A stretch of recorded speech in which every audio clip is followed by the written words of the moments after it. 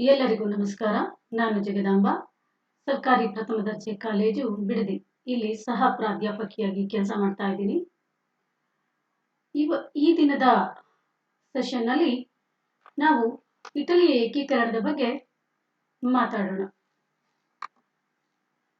ಕಳೆದ ತರಗತಿಯಲ್ಲಿ ಮಾರ್ಕ್ಸನ ಸಮಾಜವಾದ ವಿಷಯದ ಬಗ್ಗೆ ಅರಿತಿದ್ದು, ಅವರ ಆರಂಭಿಕ ಜೀವನ ಮತ್ತು ಅವರ ವಿಚಾರಧಾರೆಗಳು, ವರ್ಗಕಲಹ, ಕ್ರಾಂತಿಗಳು ಹಾಗೂ ಸಮಾನತೆ ಹಾಗೂ ಸಮಾಜವಾದದ ಗುಣಗಳು ಮತ್ತು ಅವಗುಣಗಳ ಬಗ್ಗೆ ನಾವು ಅರಿತುಕೊಂಡ್ವಿ. ಈ ತರಗತಿಯಲ್ಲಿ ಇಟಲಿಯ ಏಕೀಕರಣ ಹೇಗಾಯಿತು ಅನ್ನೋದ್ರ ಬಗ್ಗೆ ಮಾಹಿತಿಯನ್ನ ತಿಳಿದುಕೊಳ್ಳೋಣ. ಪ್ರಸ್ತಾವನೆ. 18th century AD, Italy was a part of Holy Roman Empire. The glory and prestige of Holy Roman Empire gradually declined. Italy was divided into different small units. Emperors of different countries, Austria and France, continued their efforts to establish their dominion over the Italian provinces.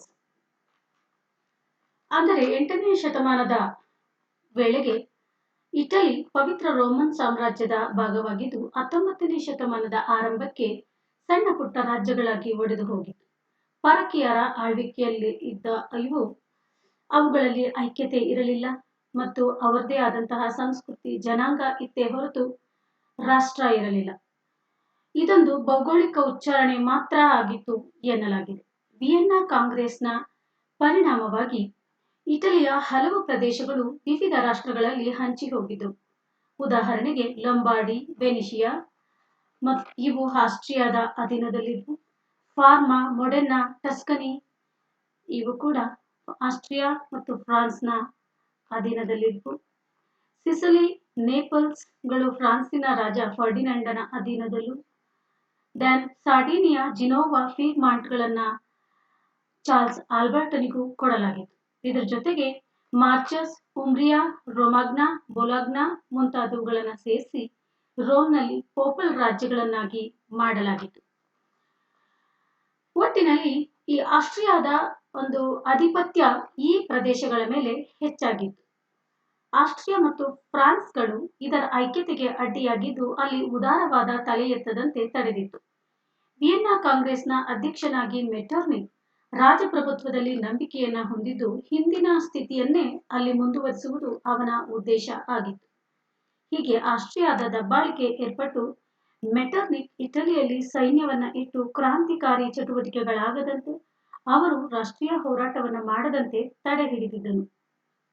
Pop ಸಹ ಇಟಲಿಯ ಐಕ್ಯತೆಗೆ ಅಡ್ಡಿಯುಂಟು ಮಾಡಿದ್ದನು. ರಾಷ್ಟ್ರೀಯ ಜೊತೆಗೆ ಇಟಾಲಿಯನ್ನರಲ್ಲಿ ರಾಷ್ಟ್ರೀಯ ಐಕ್ಯತೆಯ ಕೊರತೆ ಇದ್ದು ಇವರುಗಳ ದಬ್ಬಾಳಿಕೆಯನ್ನ ಅನುಭವಿಸಬೇಕಾದಂತಹ ಪರಿಸ್ಥಿತಿ ಅಲ್ಲಿ ನಿರ್ಮಾಣವಾಗಿತ್ತು. ಹೀಗೆ ಇದ್ದ ಪರಿಸ್ಥಿತಿ ಇದ್ದಂತಹ ಇಟಲಿಯಲ್ಲಿ ರಾಷ್ಟ್ರೀಯ ಏಕೀಕರಣ ರೂಪುಗೊಳ್ಳಲು ಹಲವು ಕಾರಣಗಳಿದ್ದವು. ಅವುಗಳಲ್ಲಿ ಪ್ರಮುಖವಾದವನ್ನು ನೋಡೋಣ. ಒಂದು, impact of Napoleon's administration, role of settlement of Vienna and Metternich, emergence of nationality in European countries, impact of French revolution, role of secret societies, Risorgimento, role of patriots ಮುಂತಾದವುಗಳನ್ನು ನೋಡಬಹುದು. Impact of Napoleon administration. ನೆಪೋಲಿಯನ್ನ ಆಡಳಿತದ ಪ್ರಭಾವ ಇವುಗಳ ಮೇಲೆ ಜಾಸ್ತಿಯಾಗಿ ಆಯಿತು ಎನ್ನಬಹುದು. ರಾಜಕೀಯ ಮತ್ತು ರಾಷ್ಟ್ರೀಯ ಐಕ್ಯತೆಯನ್ನ ಈತ ತಂದ. ಅವನ ದಂಡಯಾತ್ರೆಗಳು ಆಸ್ಟ್ರಿಯಾವನ್ನ ಹೊರಹಾಕಿ ಇಟಾಲಿಯನ್ ರಿಪಬ್ಲಿಕ್ ಅನ್ನ ಸ್ಥಾಪಿಸಿ ಏಕರೂಪದ ಆಡಳಿತ ಮತ್ತು ಕಾನೂನನ್ನ ಜಾರಿಗೆ ತಂದು ಇಟಾಲಿಯನ್ನರೆಲ್ಲ ಒಂದು ಎಂಬ ಭಾವನೆಯನ್ನ ಮೂಡಿಸಿದ. ಸಾರಿಗೆ ಸಂಪರ್ಕಗಳು ಇಟಾಲಿಯನ್ನರಿಗೆ ಅಂದ್ರೆ ನೆಪೋಲಿಯನ್ ಬೋನಾಪಾರ್ಟೆ ಜಾರಿಗೆ ತಂದಂತಹ ಈ ಸಾರಿಗೆ ಸಂಪರ್ಕ ವ್ಯವಸ್ಥೆ ಇಟಾಲಿಯನ್ನರನ್ನ ಹೊರ ಪ್ರಪಂಚದ ಒಂದು ಸಂಪರ್ಕ ದೊರೆಯುವಂತಾಗಿ ಅವರು ಜಾಗೃತರಾಗೋದಕ್ಕೆ ಅವಕಾಶ ಮಾಡಿಕೊಡ್ತು. ಹಾಗೆಯೇ role of settlement of Vienna and Metternich, ಇದ್ರ ಬಗ್ಗೆ ನೋಡೋದಾದ್ರೆ ಮೆಟರ್ನಿಕ್ ಮತ್ತು ವಿಯೆನ್ನಾ ಕಾಂಗ್ರೆಸ್ನ ಪ್ರಭಾವ ಅಥವಾ ಪಾತ್ರ ಏನಾಯ್ತು ಇಟಲಿಯಲ್ಲಿ ಅನ್ನೋದಾದ್ರೆ, ಮೆಟರ್ನಿಕ್ ಇಟಲಿಯ ಬದ್ಧ ವೈರಿಯಾಗಿದ್ದು ಪ್ರತಿಗಾಮಿ ನೀತಿಯನ್ನ ಅನುಸರಿಸಿದವನಾಗಿದ್ದ. ಇಟಲಿಯ ಬಹುಭಾಗಗಳು ತನಗೆ ಬರುವಂತೆ ವಿಯೆನ್ನಾ ಕಾಂಗ್ರೆಸ್ನಲ್ಲಿ ನೋಡಿಕೊಂಡ. ಇಟಲಿಯ ಪ್ರದೇಶಗಳನ್ನು ಛಿದ್ರಗೊಳಿಸಿ ವಿದೇಶಿಯರ ಕೈಯಲ್ಲಿ ಅವುಗಳನ್ನು ಇಟ್ಟ. ಇದರಿಂದ ಇಟಾಲಿಯನ್ನರು ಕ್ರೋಧಗೊಂಡರು. ಮತ್ತೊಂದು, emergence of nationality in European countries. ಯುರೋಪ್ನ ಹಲವು ರಾಷ್ಟ್ರಗಳು ರಾಷ್ಟ್ರೀಯ ಹೋರಾಟದಿಂದ ಜಾಗೃತರಾಗಿದ್ದು ಇವುಗಳ ಪ್ರಭಾವ ಇಟಾಲಿಯನ್ನರ ಮೇಲೆ ಬಿತ್ತು. ಇದರಿಂದಾಗಿ ಎಚ್ಚರಗೊಂಡಂತ ಅವರು 19ನೇ ಶತಮಾನದ ಉದ್ದಕ್ಕೂ ಈ ರಾಷ್ಟ್ರೀಯ ಹೋರಾಟಗಳು ನಡೆದು ಇಟಾಲಿಯನ್ನರ ಮೇಲೆ ಪ್ರಭಾವ ಬೀರಿ ಸ್ವಾತಂತ್ರ್ಯ ಸಮಾನತೆಗಾಗಿ ಹೋರಾಟ ಮಾಡೋದಕ್ಕೆ ಅವರು ಮನಸ್ಸು ಮಾಡುವಂತೆ ಆಯಿತು. ಮತ್ತೊಂದು, ಇಂಪ್ಯಾಕ್ಟ್ ಆಫ್ ಫ್ರೆಂಚ್ ರೆವಲ್ಯೂಷನ್. ಫ್ರಾನ್ಸಿನ ಕ್ರಾಂತಿಗಳ ಪ್ರಭಾವ. ಇಲ್ಲಿ ಫ್ರಾನ್ಸ್ ಕ್ರಾಂತಿಯಲ್ಲಿ ಭ್ರಾತೃತ್ವ, ಸ್ವಾತಂತ್ರ್ಯ, ಸಮಾನತೆ ಮುಂತಾದ ವಿಚಾರಧಾರೆಗಳ ಬಗ್ಗೆ ಹೆಚ್ಚು ಆಸಕ್ತಿಯನ್ನು ಮೂಡಿಸಿ ಜಾಗೃತರಾಗುವಂತೆ ಮಾಡಿತು. 1789ರಲ್ಲಿ, 1830ರಲ್ಲಿ, 1848ರಲ್ಲಿ ನಡೆದಂತಹ ಕ್ರಾಂತಿಗಳು ಇಟಾಲಿಯನ್ನರಲ್ಲಿ ರಾಷ್ಟ್ರೀಯ ಐಕ್ಯತೆಯನ್ನು ತಂದವು, ದೇಶಭಕ್ತಿಯನ್ನು ಮೂಡಿಸಿ ಸ್ವಾತಂತ್ರ್ಯ, ಸಮಾನತೆ, ಭ್ರಾತೃತ್ವದ ಕಲ್ಪನೆಯನ್ನು ಮೂಡಿಸಿದವು, ದಬ್ಬಾಳಿಕೆಯ ವಿರುದ್ಧ ಹೋರಾಟ ಮಾಡುವಂತೆ, ದಂಗೆ ಏಳುವಂತೆ ಅವುಗಳ ಮೇಲೆ ಪ್ರಭಾವವನ್ನು ಬೀರಿತು. ಪರಿಣಾಮವಾಗಿ ಸಿಸಿಲಿ, ನೇಪಲ್ಸ್, ರೋಮ್ ಮುಂತಾದ ಕಡೆಗಳಲ್ಲಿ ಹಲವು ದಂಗೆಗಳು ಸಂಭವಿಸಿದವು. ಮತ್ತೊಂದು ಕಾರಣ ಅಂತಂದ್ರೆ ರೋಲ್ ಆಫ್ ಸೀಕ್ರೆಟ್ ಸೊಸೈಟೀಸ್, ಗುಪ್ತ ಸಂಘಗಳ ಪಾತ್ರ. ಈ ಗುಪ್ತ ಸಂಘಗಳು ದೇಶದ ನಾನಾ ಕಡೆ ಉದಯಿಸಿ ದೇಶದ ಯುವಕರನ್ನ ಸಂಘಟಿಸಿ ಪರಕೀಯರನ್ನ ಹೊರಹಾಕುವ ಉದ್ದೇಶದಿಂದ ಅವು ಕಾರ್ಯಪ್ರವೃತ್ತವಾದವು. 1820ರಲ್ಲಿ ಕಾರ್ಬೋನರಿ ಸಂಘಗಳು ಉದಯವಾದವು. ಇವು ಕಲ್ಲಿದ್ದಲು ಉರಿಸುವವರ ಸಂಘ ಆಗಿದ್ದು ರಾತ್ರಿಯಲ್ಲಿ ಚಳಿ ಕಾಯಿಸುತ್ತಾ ರಾಷ್ಟ್ರ ವಿಮೋಚನೆಗಾಗಿ ಹಲವು ಚರ್ಚೆಗಳನ್ನ ಮತ್ತು ವಿಚಾರಗಳನ್ನ ಮಂಡಿಸ್ತಾ ಇದ್ರು. ಇದರಿಂದಾಗಿ ಪ್ರೇರಿತರಾದಂತಹ ಹಲವು ಯುವಕರು ಸಿಸಿಲಿ, ನೇಪಲ್ಸ್, ಪಿಡ್ಮಾಂಟ್, ಮೊಡೆನ್ನಾ ಮತ್ತು ಪಾರ್ಮಾ ಮುಂತಾದ ಪ್ರದೇಶಗಳಲ್ಲಿ ದಂಗೆಯನ್ನು ನಡೆಸಿ ಇಟಲಿಯ ಪ್ರದೇಶಗಳು ಒಂದಾಗೋದಕ್ಕೆ ನೆರವಾದರು. ಮತ್ತೊಂದು ಕಾರಣ ಅಂತ ಅಂದ್ರೆ ರಿಸಾರ್ಜಿಮೆಂಟ್, ಇಟಲಿಯ ಪುನರುತ್ಥಾನ ಚಳುವಳಿ. ಇಟಲಿಯ ಗತಕಾಲದ ವೈಭವವನ್ನು ಪುನರುಜ್ಜೀವನಗೊಳಿಸುವುದು ಇದರ ಪ್ರಮುಖ ಉದ್ದೇಶ ಆಗಿತ್ತು.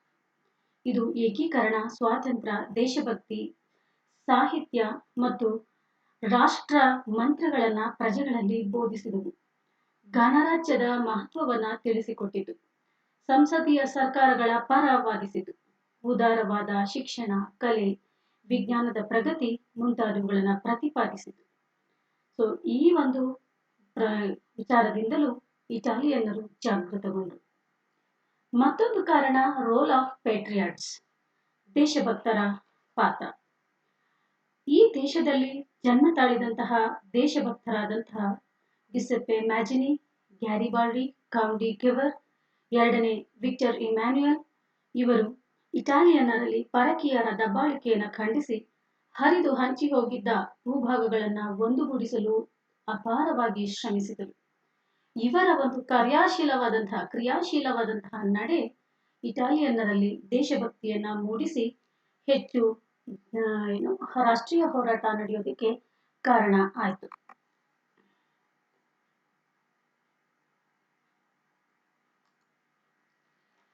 ಇಟಲಿಯ ಏಕೀಕರಣದ ವಿವಿಧ ಹಂತಗಳು. ಮೊದಲನೇ ಹಂತ ಇದು 1805ರಿಂದ 1850ರ ಅವಧಿಯಲ್ಲಿ ನಡೆಯಿತು.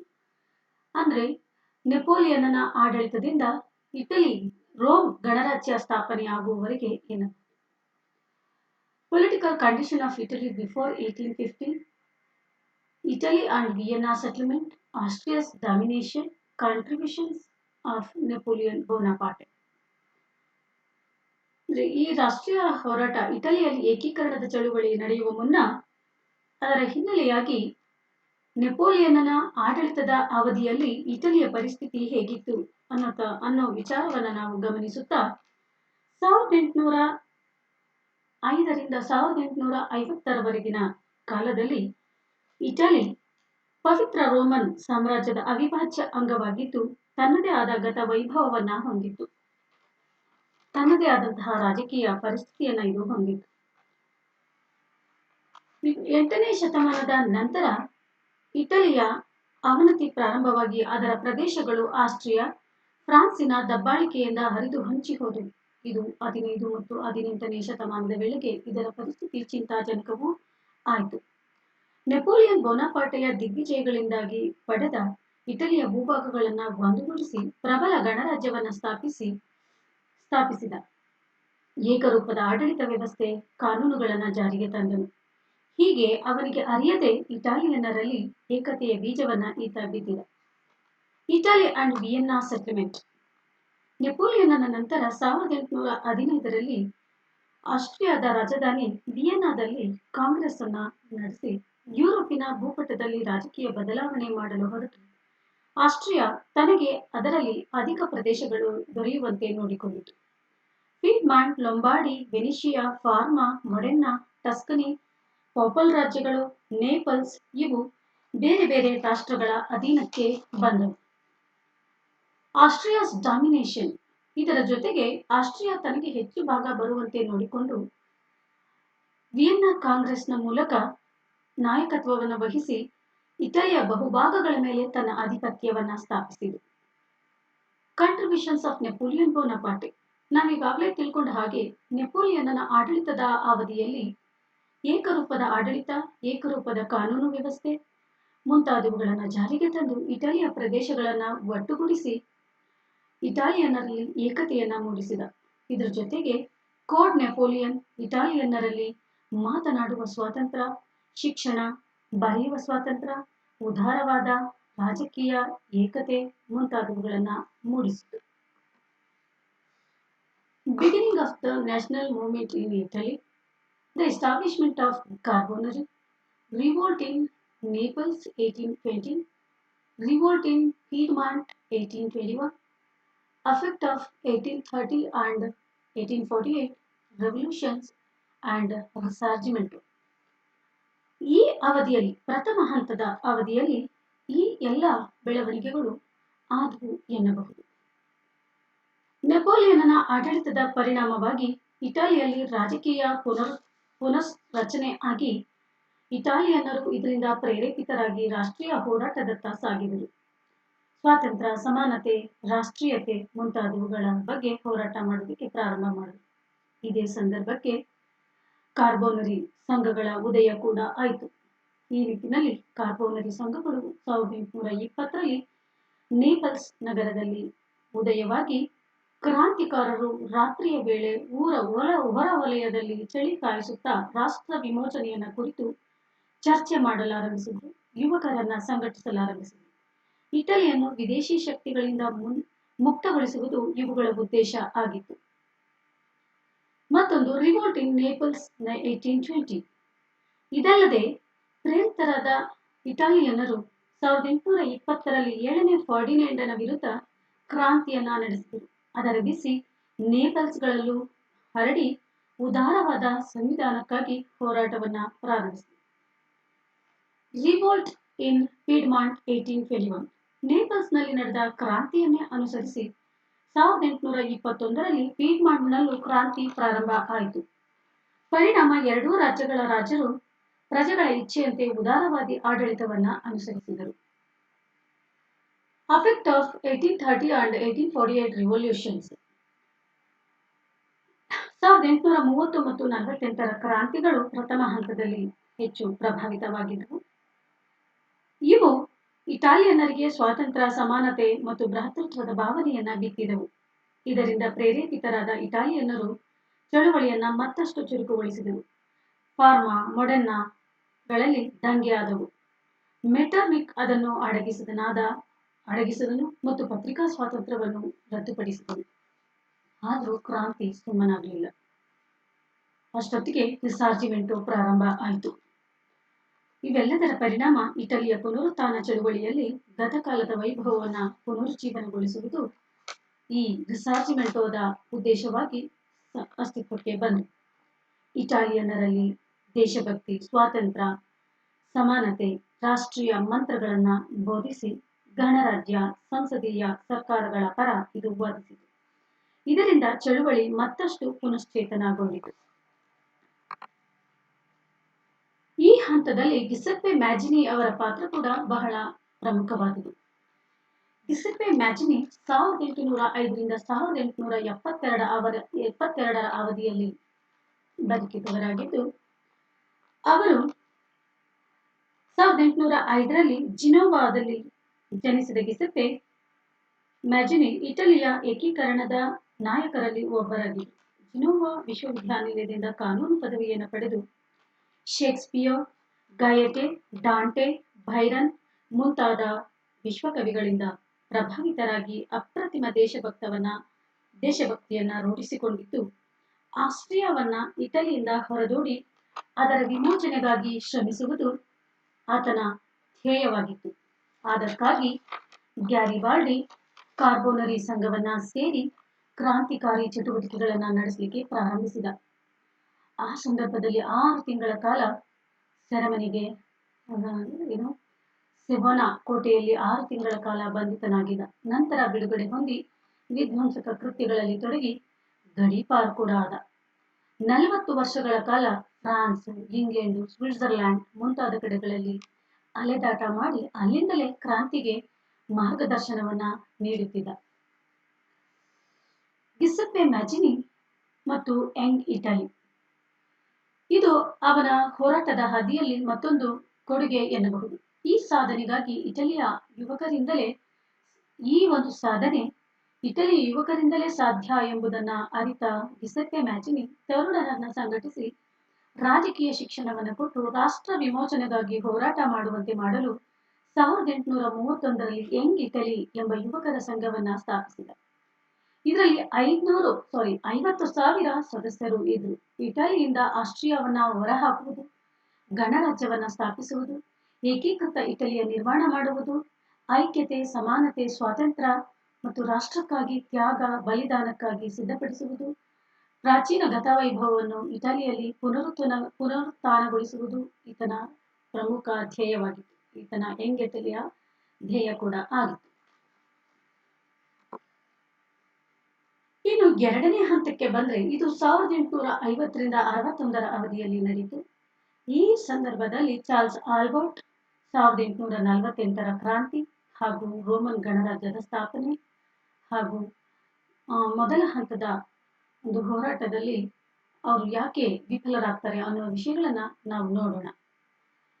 1848ರ ವರ್ಷ ಮಹತ್ವದ ವರ್ಷ ಆಗಿದ್ದು, 1848ರ ಕ್ರಾಂತಿಯಿಂದ ಪ್ರಭಾವಿತರಾದ ಇಟಾಲಿಯನ್ನರು ಆಸ್ಟ್ರಿಯಾದ ವಿರುದ್ಧ ದಂಗೆ ಎದ್ದರು. ಪಾರ್ಮಾ, ಮೊಡೆನಾ, ಟಸ್ಕನಿ, ಪೀಡ್ಮಾಂಟ್ಗಳಲ್ಲೂ ದಂಗೆ ಆರಂಭವಾಗಿ ಸಂವಿಧಾನಬದ್ಧ ಪ್ರಭುತ್ವಗಳು ಸ್ಥಾಪನೆಯಾದವು.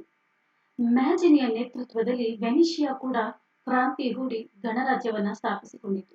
ಆದರೆ ಇದು ತಾತ್ಕಾಲಿಕ ವಿಜಯವಾಗಿದ್ದು, ಈ ದಂಗೆಗಳನ್ನು ಅಡಗಿಸಿ ಮತ್ತೆ ರಾಜಪ್ರಭುತ್ವವನ್ನ ತರಲಾಯಿತು. ಚಾರ್ಲ್ಸ್ ಆಲ್ಬರ್ಟ್ ಇಟಲಿ ಏಕೀಕರಣಕ್ಕೆ ಶ್ರಮಿಸಿದ ದೇಶಭಕ್ತರಲ್ಲಿ ಚಾರ್ಲ್ಸ್ ಆಲ್ಬರ್ಟ್ ಒಬ್ಬನಾಗಿದ್ದು, ಸೆವಾಯ್ ಮನೆತನಕ್ಕೆ ಸೇರಿದ ಈತ ಸಾರ್ಡಿನಿಯಾದ ಅರಸ ಆಗಿದ್ದ. ಉದಾರವಾದಿಯಾದ ಈತ ಜನತೆಗೆ ಸಂವಿಧಾನಬದ್ಧ ಸರ್ಕಾರದ ಜೊತೆಗೆ ಆಸ್ಟ್ರಿಯಾದ ದಬ್ಬಾಳಿಕೆಯನ್ನು ವಿರೋಧಿಸಿ ಆಸ್ಟ್ರಿಯಾದ ಮೇಲೆ ಯುದ್ಧ ಸಾರುವುದು ಇವನ ಉದ್ದೇಶವಾಗಿತ್ತು.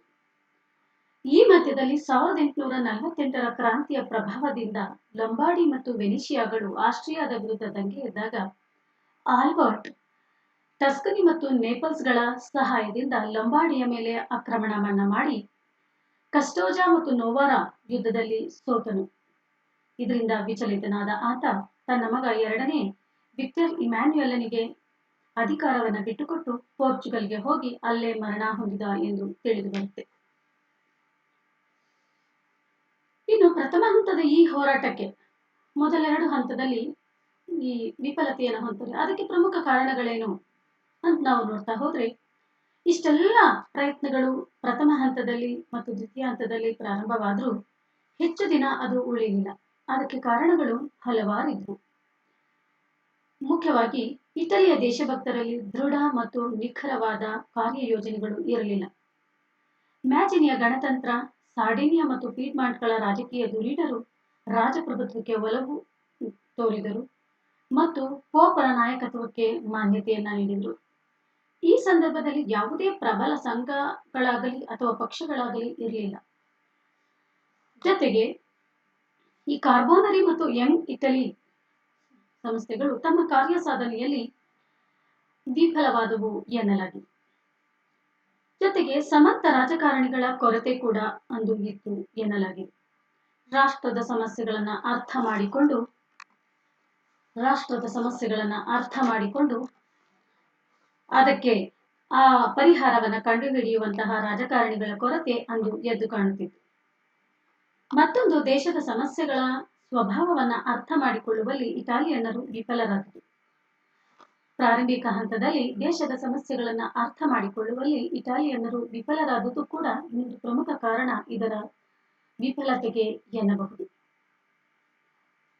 ಹೀಗೆ ಮೊದಲೆರಡು ಹಂತದ ಒಂದು ಹೋರಾಟದಲ್ಲಿ ಇಟಾಲಿಯನ್ನರು ಕೆಲವು ಸಾಧನೆಗಳನ್ನ ಮಾಡಿ ಪ್ರಾರಂಭಿಕ ಹಂತದಲ್ಲಿ ಹಲವಾರು ಕಾರಣಗಳಿಂದ ವಿಫಲತೆಯನ್ನು ಹೊಂದುತ್ತಾರೆ. ಈ ವಿಚಾರಗಳನ್ನ ಈ ಕೆಳಕಂಡ ಒಂದು ರೆಫರೆನ್ಸ್ ಪರಾಮರ್ಶನ ಗ್ರಂಥಗಳಿಂದ ಆಯ್ದುಕೊಳ್ಳಲಾಗಿದೆ. ಇದಿಷ್ಟು ಈ ಸೆಷನ್ನ ವಿಚಾರಗಳಾದರೆ ಮುಂದಿನ ಸೆಷನ್ಗಳಲ್ಲಿ ಮತ್ತಷ್ಟು ಎರಡನೇ ಹಂತದಿಂದ ಮುಕ್ತಾಯದ ಹಂತದ ಏಕೀಕರಣದ ವಿಚಾರಗಳನ್ನ ಅರಿತುಕೊಳ್ಳೋಣ. ಅಲ್ಲಿಯವರೆಗೂ ಧನ್ಯವಾದಗಳು.